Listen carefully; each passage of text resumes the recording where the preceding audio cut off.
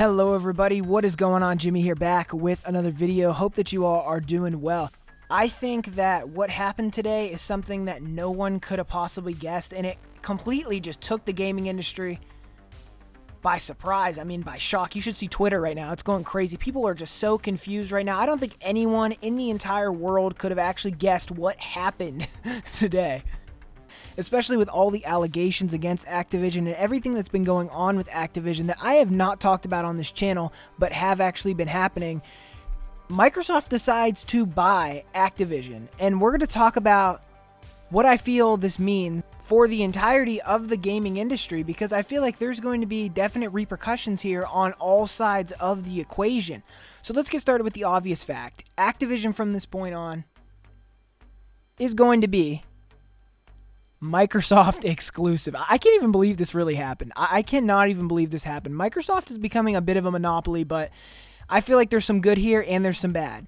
So I'm going to start with the good things. Obviously, with all these horrible and disgusting and vile accusations against Activision, my hope, and I think a lot of people's hope is that by them being bought out by Microsoft, Xbox is not going to allow that kind of behavior to continue. You know what I'm saying? They're going to make sure that their studios that they own are all functioning in a professional manner, and stuff that's absolutely way too explicit to talk about on this channel is not happening at the studios that they own. They're going to make sure of that, most likely. This is all speculation on our part, but I feel like it's a pretty much a definite. They're going to make sure that everything works out perfectly, and they're probably going to fire Bobby Kotick, which is the thing I think we all want to happen the absolute most as a whole. Now, when it comes to the negatives, there's a lot more negatives than positives, but that positive really does outweigh a lot. Actually, it outweighs every single negative that I'm about to say, because people should not be risking their lives to go to work. People should not, have to feel like they're not even safe in a work environment in order to produce video games. Like, video games are supposed to be fun. It's not supposed to be a horrible, evil business. You know what I'm saying? It's supposed to be fun for all of us. So I'm really hoping that, Microsoft's really going to step up and they're going to make sure that the company is functioning properly and it is not full of, well, you heard the allegations. I don't think I have to talk about it on this channel. But the negatives are, number one, Sony is absolutely, for lack of a better term, fucked. I mean, let's be honest here, right? So Sony relies on Call of Duty like every single year for their holiday game. If they're not making one for themselves, they're just pretty much relying on Call of Duty to kind of carry the weight of them. Warzone generates how many millions of dollars for Sony alone? I mean, it's crazy to think how much money and how many things are centric around Sony that involve Activision. I think Sony's going to be hit the hardest here, because Nintendo doesn't get these Call of Duty games. They get, Spyro remasters. They get, different things here and there, definitely. But I'm just saying, on the grand scheme of things, what Sony's getting versus what Nintendo's getting in terms of how much money they're losing here, Sony's going to be losing a ton more money. And I actually have a video coming out soon on what I think this means for Sony and the future of PlayStation now that they've lost Activision as a multi-platform video game release. And I think I feel the worst for Sony, because truthfully I don't know what they're going to do. But I know a lot of people hate Call of Duty. I know a lot of people hate what Activision stands for, but you have to understand that it was a big moneymaker for Sony, and this is going to affect their bottom line. This is not good news, and like I said, I have a video coming out on that. What it means for Xbox fans, truthfully, is it means you all have more exclusive games. I'm not on Xbox. I'm on PC with Game Pass, so I'm technically on Xbox, kinda, but I don't actually own an Xbox Series console. I do not, and I don't plan on getting one.